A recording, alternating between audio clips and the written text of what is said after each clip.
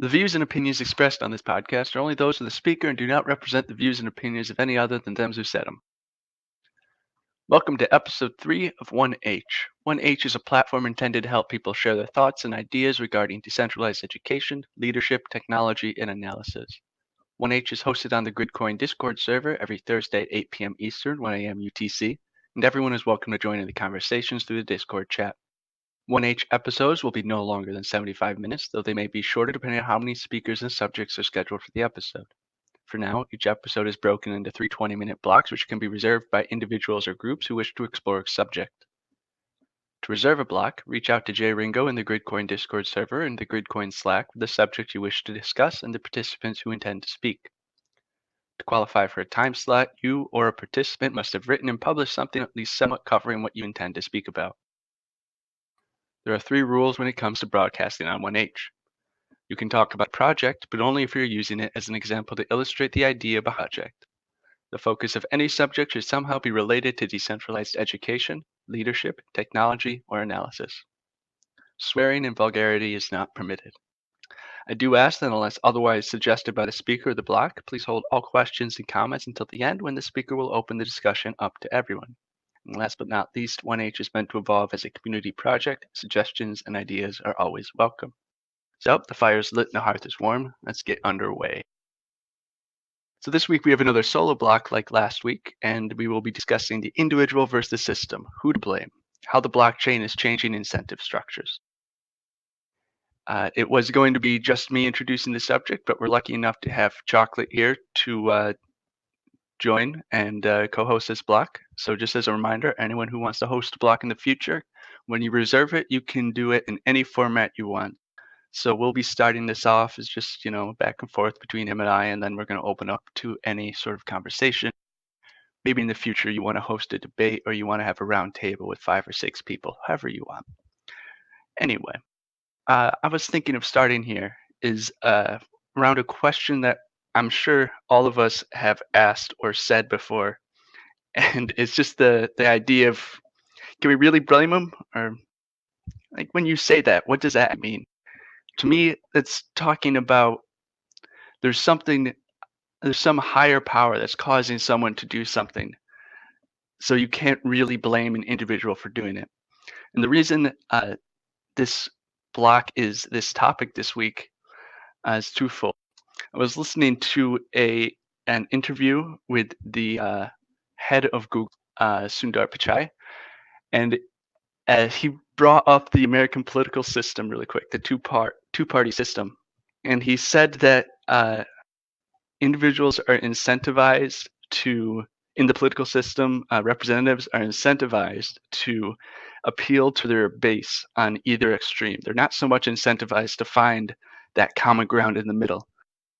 So he's really drawing on the idea that there's this incentive to do something that you're not sent there to do in the political system. And you can see that in many structures all over society, every society.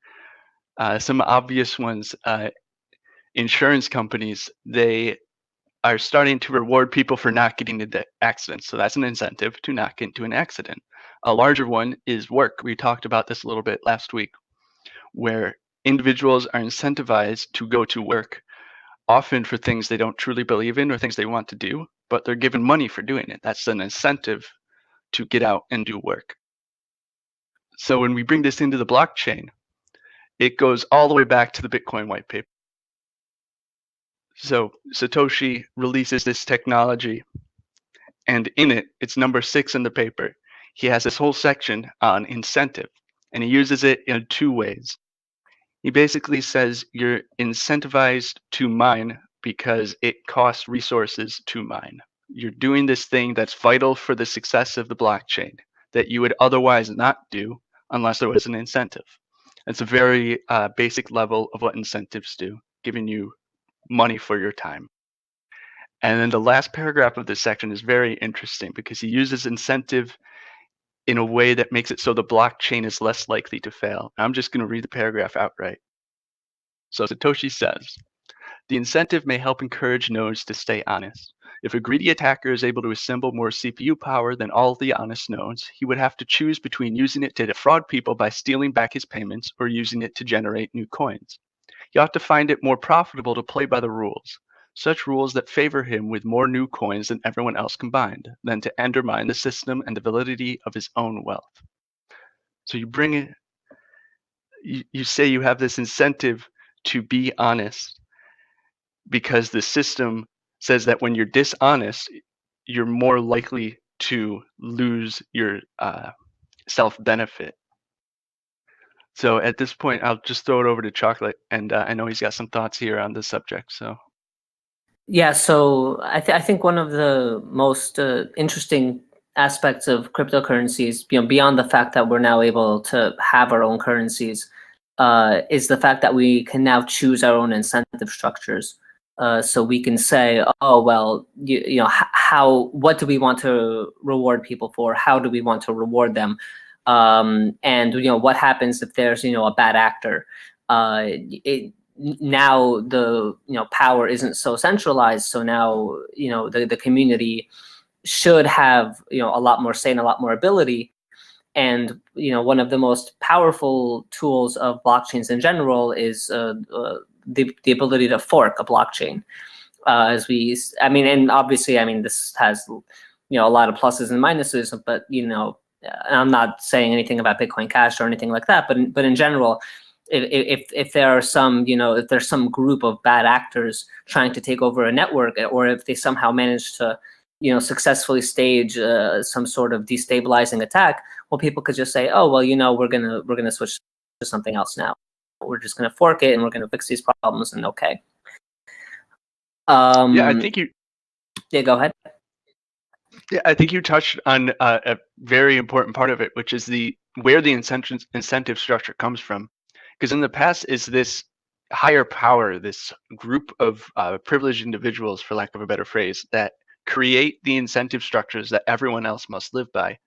And now that we have this blockchain, which is released as open source, which is brilliant, the incentive structure building is done by a large group of people. So you're able to get opinions from a lot of different people, from a lot of different backgrounds and experiences and walks of life. And they say, look, guy A, this is clearly an incentive for you, but you're not seeing it the way I'm seeing it. We should maybe have this as an added incentive as well. And it forces this conversation to sort of compromise and build this thing that ideally everyone would be a part of.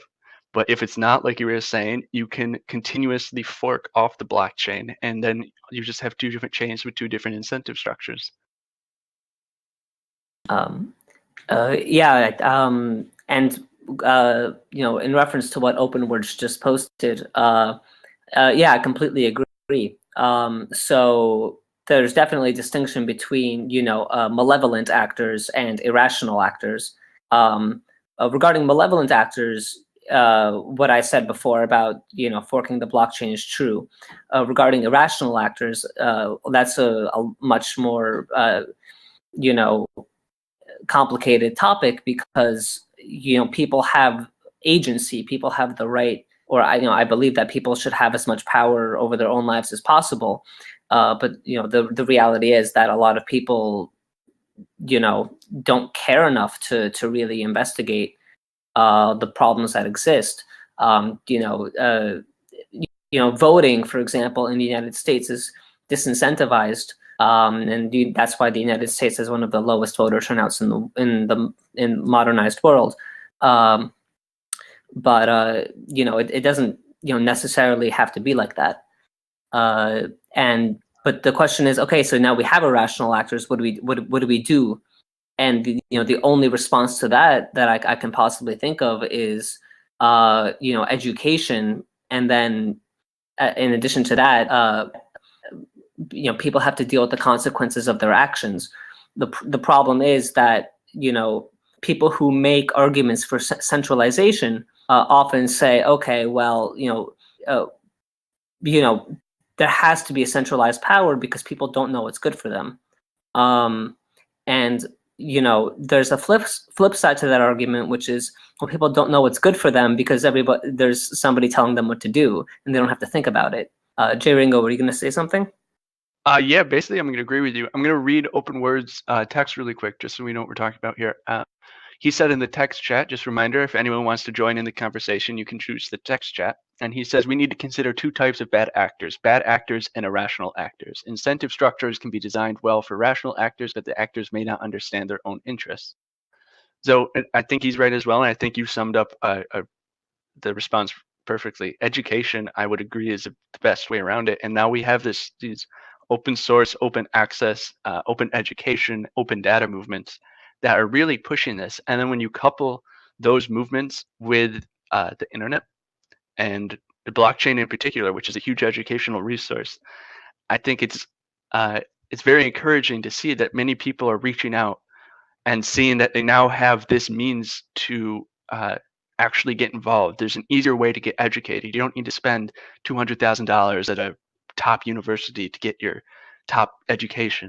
You can go out and use the internet. You can become part of these communities, and you can learn by doing, because a lot of people, I believe, learn by doing. You can contribute to these communities. And when you contribute, you feel relevant, which I think is a huge part of it as well. When you feel like you're irrelevant, you sort of give up and you say, whatever, let that other person make the decisions for me. But if you feel like you can contribute to something, you have more incentive to go out and educate yourself and then actually contribute. I think that's a beautiful, beautiful thing of the blockchain. Should we move on to the Gridcoin incentives, or did you want to say something else? Sure, yeah, we can tie that straight into Gridcoin. So, for example, we can use the other science coins as well. The ones we like here, Gridcoin, we're all part of Gridcoin. There's also Folding Coin and CureCoin. And what they've done, we talked about it a little bit in the last episode. What they've done is the blockchain allows you to mint cryptocurrency, which is just a currency based on cryptography. And they distribute this currency based on how much people, how much processing power an individual contributes to science, more or less, data analysis or protein folding or what have you. So it's created this incentive structure to support science. In the past, science doesn't necessarily have an incentive structure. So we can get into the specifics if you want, or I don't know where you want to go with it. Well, I mean, there's actually a lot of incentive, really interesting incentive structures in Gridcoin. So it's not just the magnitude distribution. So for example, there's also the proof of stake versus proof of research incentive. So should I buy Gridcoin or should I buy hardware? And currently, I would say if you wanted to make an investment, I would probably say buy Gridcoin. But as the price of Gridcoin goes up, at some point, it's going to be worth it to buy hardware instead of buy Gridcoin. And then, they're going to switch off and on until they reach an equilibrium, which I think might be, some equilibrium from game theory, maybe Nash equilibrium. I don't know. I was thinking of looking into that later when I have time. But there's also that incentive structure of, well, if we want, one part of Gridcoin is bringing in new people. I think it's also a good idea to encourage people to also upgrade their hardware. And if people could make the same amount of Gridcoin by upgrading their hardware as they could by receiving interest on their Gridcoin, well, at that point we reach an equilibrium, and at that point I think it becomes self-sustaining as a currency. Whereas right now, I mean, just because of the price fluctuations and all that kind of stuff, it's not really totally feasible to use in real life. Yeah, and when the problem I see sort of just off the cuff with that is you would then be incentivizing forced obsolescence, because what would the person then do with their old hardware? Which is sort of a big thing with Bitcoin, actually, which is you are incentivized to continue buying the newest hardware you can. And it's gone out of control to the point that NVIDIA has asked their vendors to actually make sure that their video cards are going to gamers and not just cryptocurrency miners. And when you incentivize a system that says purchase new physical resource, because the physical resource is the most important part, I believe. And you're basically incentivizing people to waste things. So it's this, when you build incentive structure, there's this weird, they're all very, very complex, and there's multiple different angles to it, and you have to consider what would be done with all this old hardware. So I don't know if you have a thought on what is this old hardware going to do if you're encouraging people to buy new stuff. Old hardware like ASICs for Bitcoin and Dash and Litecoin, or old hardware like CPUs and GPUs? CPUs. So you suggested that we should be encouraging miners or crunchers to get the latest CPUs or GPUs to direct towards data analysis. So what do they do with the old stuff that they're not replacing with the new stuff, not ASICs? I mean, frankly, my ideal solution is to recycle them. We're pretty bad at recycling, but why don't we just? It's all silicon, right? It's just or not literally all silicon, but why don't we take it, melt it down, and make it into better hardware? You could. The energy required at this moment in time to recycle is pretty off-putting. Even just plastic, it reduces the amount of benefit it actually does overall compared to just continuing to use old hardware. For example, we could all still be using phones from like 2006, and we would be just fine. We don't have a need to have all this really every year a new iPhone, every year a new Android, all this stuff. Why don't we build a system that incentivizes using the hardware that already exists for as long as possible? We can run these things into the ground, and at that point, once there is a mechanism in the CPU that breaks, you send it to the recycling factory, and you get this silicon and all the gold and all those resources out, and you just repurpose it again. So I have like two responses to that. So one is that I'm not opposed to that at all. And the other one also is, so ENM and Barton just pointed out, yeah, this is very polluting. So I guess I look at the future world with a very optimistic, from a very optimistic viewpoint, where I really do hope that we have we're running on green energy in general. So that's one. And the second point is that older hardware is much less efficient than newer hardware. So there's also how much energy are you using to recycle it versus how much energy are you getting out of the hardware that comes out of it. And there's some kind of you could probably just calculate which one's better. But if you're running off of green energy in general, or clean energy in general, I think that that isn't necessarily a problem. I think one of the biggest issues we have, and this is getting off the topic of incentives, but in terms of environmental control and stuff, one of the biggest problems we have is that we run on an extraction economy, not on a recycling economy. We have all of the, you look at the Great Pacific Garbage Patch, and that's only actually one of several patches around the world. We have so much, petroleum-based products that we could theoretically recycle and reuse instead of taking it out of the ground. Yeah, and you're almost our society almost incentivizes this extraction system. It says you re-incentivize wealth, and the hoarding of wealth. It says you can hoard more wealth if you extract versus if you go out and do the work to recycle.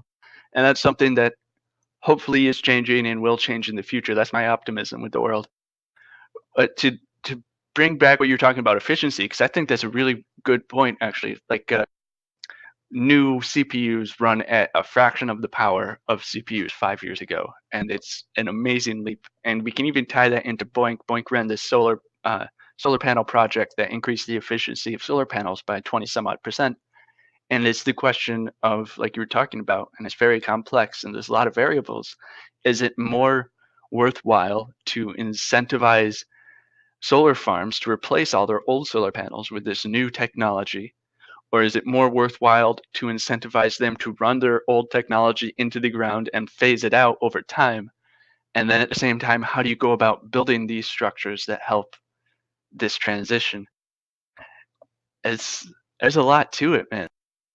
How do you even do that? Like, we don't have the data for it yet, which is why we're great in terms of community and blockchain. But Yeah, I feel like E&M is trying to type something out, and I want to see what they have to say. sure.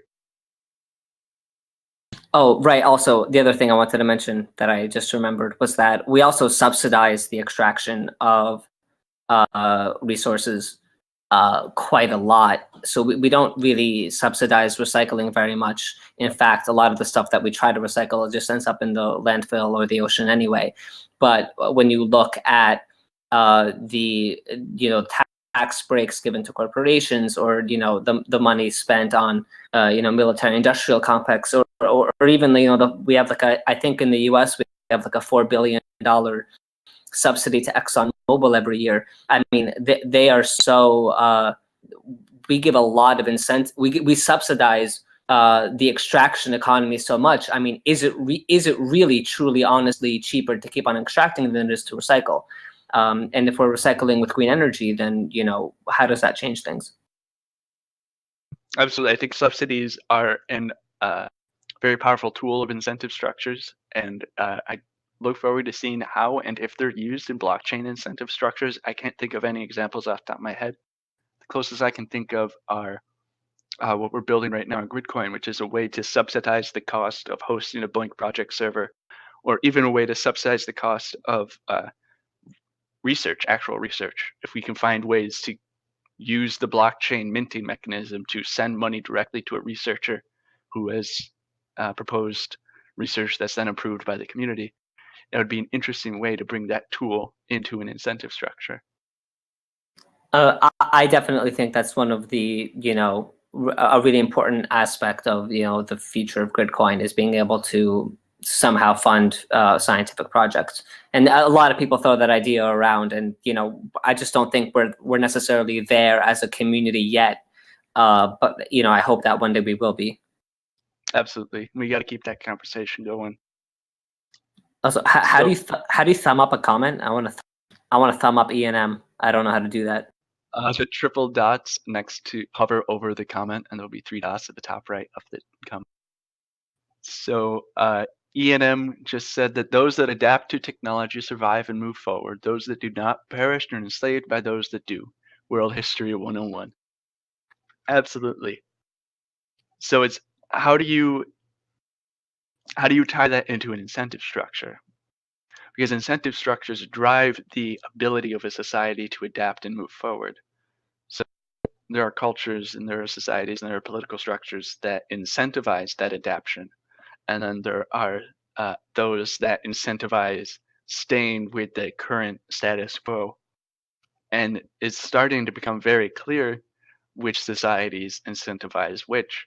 And you can see, I'll use a big example would be China and the US a couple decades back, when the US started to sort of push a little bit away from coal, from polluting energy. And they asked for scrubbers, and they asked for this thing they now call clean coal, which let's not get into whether or not that exists, but they asked for that stuff. And then China was going through their own development process.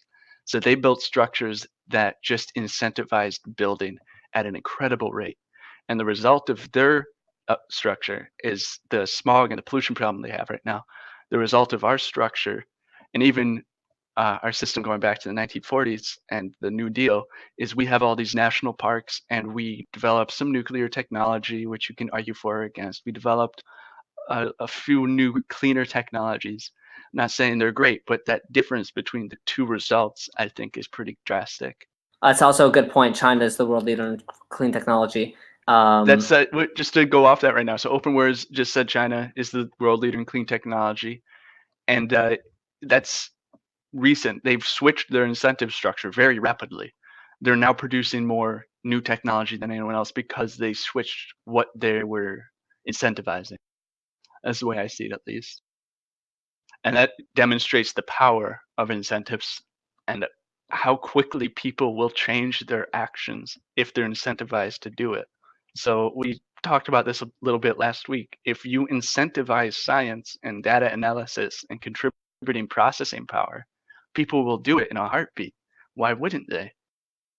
And I think another thing I want to point out is that, there's a talk I see a lot on Steemit of, should contribute, should Gridcoin be profitable or not? My question is, why not? Because if somebody needs an enormous amount of processing power, what are their options? They can either use a cloud computing company where they have to pay money, or they can buy their own hardware where they have to pay money.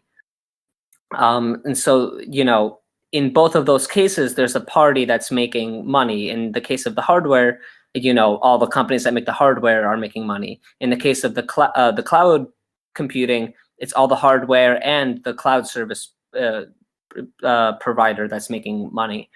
So, if people are using, Gridcoin for, the same, or the BOINC network for the same thing they would use those other services for, why can't it be profitable? Although I mean, I think this is maybe a controversial topic in the community. I don't know. I think you're right. And it's why not incentivize the people to contribute their processing power? Why incentivize the centralized middleman to do all the work for us? That's almost a lazy way to do it. We were talking about before with people not acting in their own best interest. But if we incentivize the individual to contribute to this thing, I think they could do it. And then another topic that's sort of related to what you're talking about in the Gridcoin community is, do you want to incentivize specific science or research over other science and research? And then that again brings us back to the question we were talking about earlier of people acting in their not in their best interest. And just to start that off, it's the idea of marketing versus practicality. So not all great science is very palatable to a lot of people, but you still want to be able to incentivize people to do that science, to do that data analysis. You don't want to just incentivize people to go to the nicely advertised projects. And a direct example of this would be the what was it? The Ice Bucket Challenge. I think it was for ALS. It was a beautifully marketed campaign, and they got $400 and some odd $1,000 for their next phase in their research, and the previous phase was running on $80,000. And those $80,000 still got quite a bit of research done. But now, because they marketed it so well, they're going to get so much more research done. So that is my personal belief is that's a noble project. But what happens if there's a company that comes out and doesn't want to pay the money to go to the cloud computing network, but they also aren't really doing so much of a noble project? Maybe they're finding a cure for balding. I would love that, but at the same time, is that worth funding over like a cure for cancer? Like they'd have the funds to market it beautifully, so they could probably convince a lot of people to do it. But how does that relate? And then I know I'm putting a lot in this one little rant here, but you were talking about how do people do this project? How do they do this research, this data analysis? At universities, they sit in line for their university resources. They just wait and wait and wait, and sometimes for years, sometimes even for like up to a decade, with just sitting on this data with no way to process it, because there just aren't the resources and they don't have the funds to buy resources like these other people do. So if you incentivize them to bring their data to this giant distributed computing network, how does that change things? All of a sudden you can have projects running, getting data and analyzing it within a year and moving to the next step. Yeah, and you raised the whole, should we be trying to incentivize some projects over others? So this is a really good question, and I move back and forth on this topic because on the one hand, I think assuming we were able to equalize all hardware contributions, and that's something I've talked about in those Steemit posts, where we try to normalize contributions to Gridcoin through just how many flops did you contribute, and I'll take into account CPUs versus GPUs and that kind of stuff. But like you said in one of your comments, I also consider where people point their processing power as an expression of their free will, just like where the people spend their money. And I think that was a really, really good way of phrasing it, because I completely agree. What scientific project do you want to contribute to? What's most important to you personally? What do you think will make the most impact in the world? And this is putting aside questions like putting aside questions like rational to irrational actors. The world's a really difficult place to predict when you're taking into account irrational actors, even though you eventually have to. You can't just ignore it. But regarding the should we reward some projects over others? It's really tricky, because I look at some of those projects and to be honest, I don't think that they're all equally scientifically valid. I'm also a researcher, so maybe not in those particular fields, but I can look and say, okay, well, frankly, I think this is a bit better run than this. And then there's just also basic problems like, okay, we shouldn't be letting projects we shouldn't be rewarding people for crunching for projects that they haven't crunched for in like 2 weeks. That's a bit of a problem. Yeah, and to agree with you first, like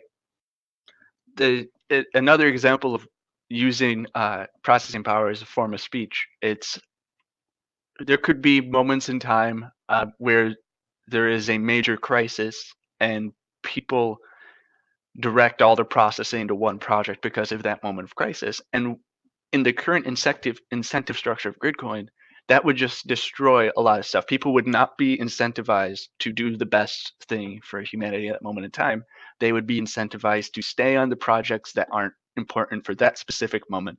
The example I've used before is Asteroids at Home uses distributed computing to model paths of asteroids. So what happens if they say, hey guys, there's this cluster of 100 asteroids heading sort of near Earth, but we can't predict their path. We don't have the processing to do it in the amount of time it takes to get there to determine their path before they would actually reach Earth. So please, everyone, jump on this project. Let's get this done. The current incentive structure would say, all right, everyone wants to, figure out the path to the asteroids. We don't want to die. But everyone's also a little bit greedy. So there will probably be a bunch of people that stick with their projects. And those few people working on less valuable projects at that moment in time would be rewarded for not doing the greater good. So that's sort of agreeing with you, and that as people move their processing power away, we should maybe shift incentive structures, but that still doesn't account for irrational actors, as you were talking about. And I think that's a very, very difficult thing to account for, but it's also incredibly important. And there's maybe some ways we can do it. I can't think of any examples in the real world. Well, there are incentive caps. You can get Technic says there's no point of money if the Earth is in ruins. Well, I'll tell you that to arms dealers. But you can. So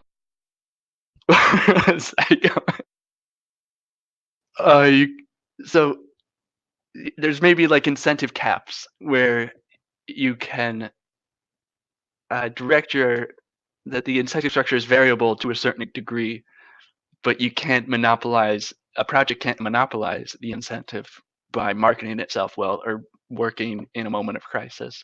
But I would love to hear if anyone could think of any real-world examples of this situation, this scenario.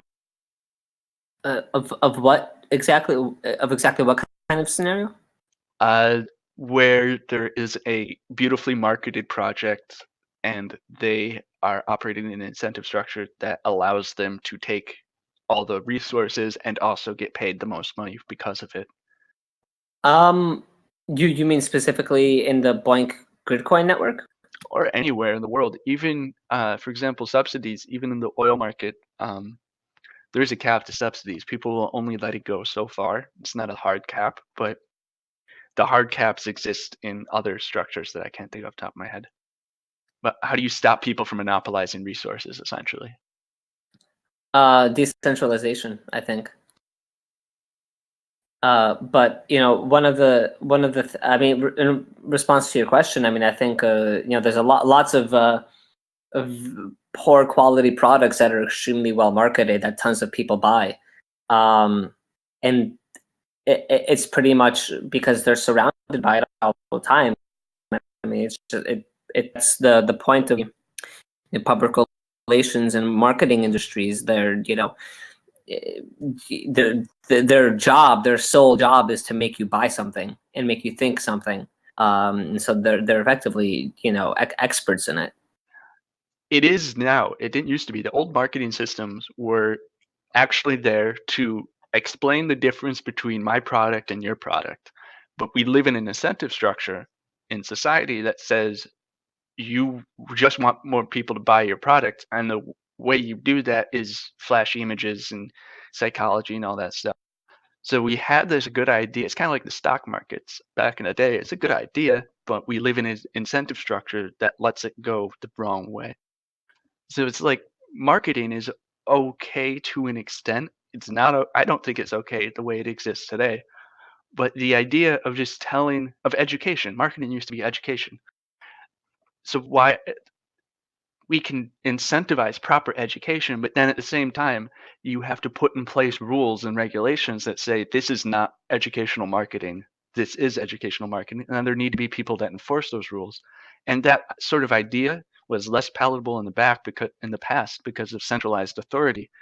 And I think you hit the nail on the head when you said decentralization is the key. So if there's a bunch of people making the rules, almost everyone making the rules, then you're able to come to a consensus that says this is what we don't want in our society, this is what we do want. But even still, that will, to use a phrase, tread on people's liberty. And will people be okay with that? And is it even a good idea? Yeah, this is a topic I've been really interested in researching, which is the trade-off between the independence of people and centralization and its uses. Like, so for example, what's useful? Servers are useful, right? We're talking on a server right now. Servers are a form of centralization, and they're extremely useful.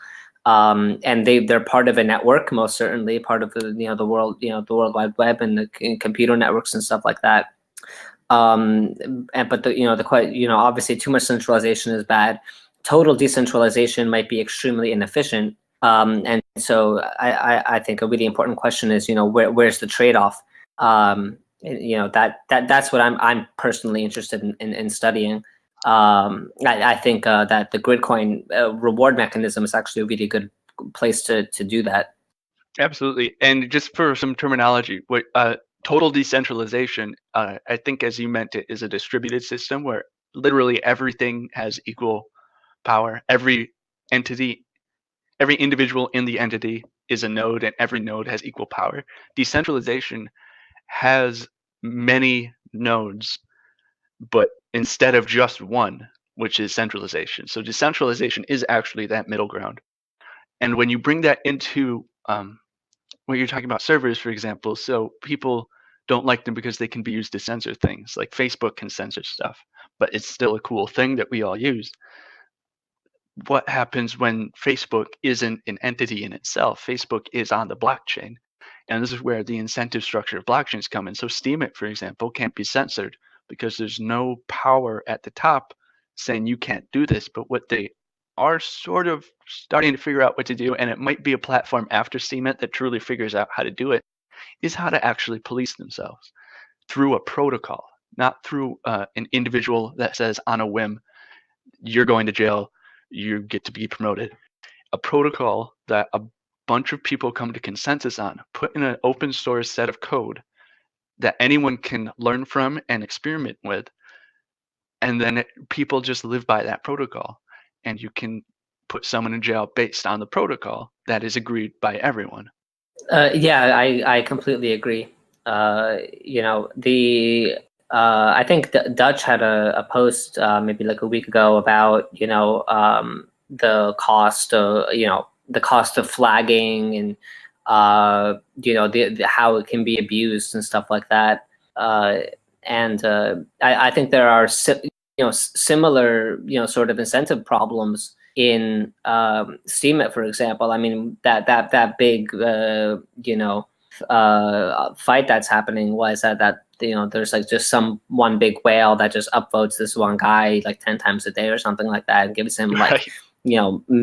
a lot of money, right? This is obviously an abuse of the power, and so people are saying, oh well, why don't we just take a whale and why don't we get another whale to downvote it? And then it's like, okay, I mean, is that really the best way to solve this problem? And I'd also be interested in studying, those kinds of incentive structures and saying, is there some sort of optimal way to distribute upvoting and flagging power, or is there, a way to make it stable but maybe not optimal, or those kinds of things. I think you're right, and I think this is such a difficult subject because this technology is so brand new. There's no theories behind it. The way Bitcoin was released was heuristic, essentially. It was just, here is my idea. Here are some base hypotheses around it. Let's see if it works. And then it took 2 years for it to actually start really working, to the point where a lot of people joined. And then, it took another 2 years for people to get to the point where it's like, wait, this is actually sort of a thing. And then even more people joined, and now it's taken 10 years. We're 10-year anniversary in October, for it to become to the point where there's actual use case to this. We can do stuff with this technology. We're going to put medical records on the blockchain. We're going to put identification on the blockchain. We're going to put science and peer-reviewed articles on the blockchain.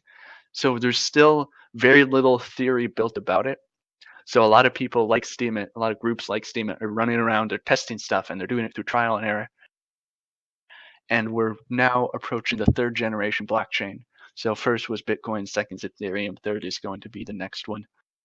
And I really think that those are going to start playing within incentive structures in the way that Gridcoin is sort of doing it in an experimental way. But we don't need to so much play with the code around the blockchain itself anymore. There's enough people doing that there's going to be a fix for almost any blockchain tech failure, unless there's a major one moving forward eventually. And so now we have these incentive structures, which were put in the original blockchain and the original white paper. So let's play with them and let's figure out what we can do with it. And if someone is smart enough to put it into mathematical formulas and put it into a theory and put all this stuff to a test without doing it trial and error, that would be awesome. But other than that, all we got is trial and error. I think people are definitely going to be looking at this from a mathematical point of view. As it becomes more and more popular, it's almost going to be necessary, particularly because this is built for math. This is really, really built for math, to analyze and to design structures. So game theory, I heard this from someone I know. Game theory is really bad at describing things. It's really bad at predicting how people are going to act, but it's very good at prescribing things. It's really good at telling people, if these are the types of outcomes you want, if you want to limit this or stabilize that, game theory is really, really good for that. I haven't had I mean, I'm personally, short on time, but that's really what I ultimately want to do with the, analyzing these incentives, in the Gridcoin, in Gridcoin, the proof of stake versus the proof of research, and how is magnitude distributed and stuff like that. Ultimately also like how maybe there's a better way to to reward people on Steemit, and there's just an endless world out there. And research in this has not even been tapped at all, and it's only started. I mean, the amount of research on blockchains right now is, I mean, in terms of development, it's extremely thorough, like you said. And I think, tech wise, there's going to be fixes for almost everything. But on the theory side, it's a wide open field, and like there's a lot of really low hanging fruit. Let's pick some. I think Gridcoin's in the best position to do that. Actually, I really think it is. It's got one of the most interesting incentive structures out there right now that I can think of, besides social media. Social media was, I think, the lowest hanging fruit. Science and research, data. Science and research is just data. The blockchain is built out of data. So they almost go together beautifully. And it should just be the one that gets tested, the one that we can build off of beautifully. And it brings in the right people into the community, and it onboards people who think about this stuff and do this stuff, but don't have a necessarily formal education, but they're just brilliant anyway. And then it brings in all these people who do have formal educations, and they get together and they can build some amazing things together. And it's really fun to have been watching this evolve over the past year. Yeah, I totally agree. All right, so Ian M raises a good question here. How is blockchain going to reduce its eco footprint? All right, so in the beginning, there was proof of work. Proof of work is this idea that the blockchain is made by hashing itself. So what does that mean? A blockchain is made out of individual blocks. Inside a block is a log of transactions. This is Bitcoin. A block can be made out of anything, any sort of information. So Bitcoin said that we're going to use financial information. So a block is made out of a log of transactions. Then what the goal is to get that block onto everyone's computers. So you end up with what's called a distributed ledger. When you have a distributed ledger, no one can forge the ledger. No one can do what's called double spending. I can't send $5 to Chocolate and then send $5 to you and be all right. One of those transactions will be taken back because everyone on the blockchain has this distributed ledger. So the goal is to get these blocks and put them together onto the blockchain. And the way they do it is through hashing cryptographic proofs let's just leave it there. And that takes energy. You have to use processing power to hash out this proof. And then by hashing out this proof, you prove that you're the one that mined the block. And mining the block means processing all the transactions and adding it to the ledger. So once you mine a block, you add the block to the previous block. And people keep mining blocks and adding it to the previous block until you get the full blockchain. And this blockchain, again, is on everyone's computer in the system so that it can't be forged. So the reason that it uses so much energy right now is because it takes so much processing power to do this hashing. And there's so many people trying to compete for the privilege of being the one that compiles the transactions into a block.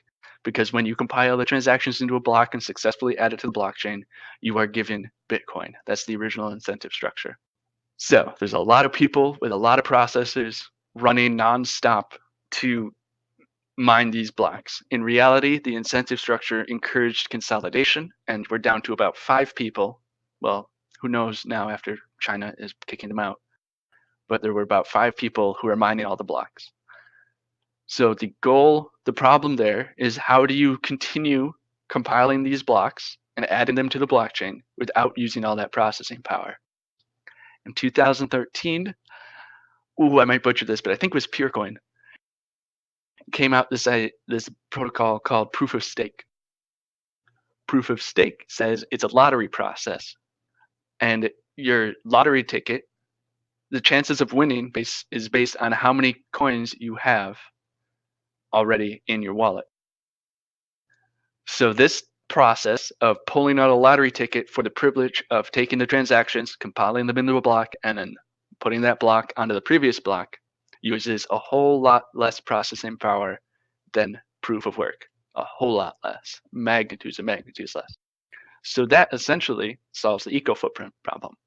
The problem is proof of work is the legacy infrastructure. So it takes some time to get that transitioned over. If you follow Ethereum at all, you will see a conversation that they had in their community recently, and probably still ongoing, where they want to switch. Some of them want to switch to a proof of stake mechanism for probably this reason, because it's the eco footprint's horrible marketing. It's going to kill the earth, and it just it doesn't make sense. It was beautiful for what it was in the beginning. It solved the double spend problem. It solved the Byzantine fall problem. It was an amazing thing. There are still benefits to it over proof of stake, but when you take into consideration the eco footprint, I believe the proof of stake is better. So what Gridcoin does is it says we're going to build the blockchain based off proof of stake. So that leaves all this processing power open to direct to other things. So why not direct them towards science and data analysis? So that brings up another eco footprint problem. You now have all these processors being directed at something. They're running all the time. So how do you account for that? Well, if you use these processing power to solve the energy problem, for example, Blink increased the efficiency of solar panels by 20 some odd percent, kind of negates itself. So if you can fold enough molecules to find the 90% efficiency solar panel, you're now running off of a green energy grid and eco footprint gone. Now, I just want to say I probably butchered that explanation of the blockchain, but it's a very complicated process, and I tried to simplify it as best I could. So if anyone wants to clarify something I screwed up there, please do. Yeah, I think probably proof of stake is how we're going to fix its eco footprint. I agree with you. I think Ethereum is going to move in that direction.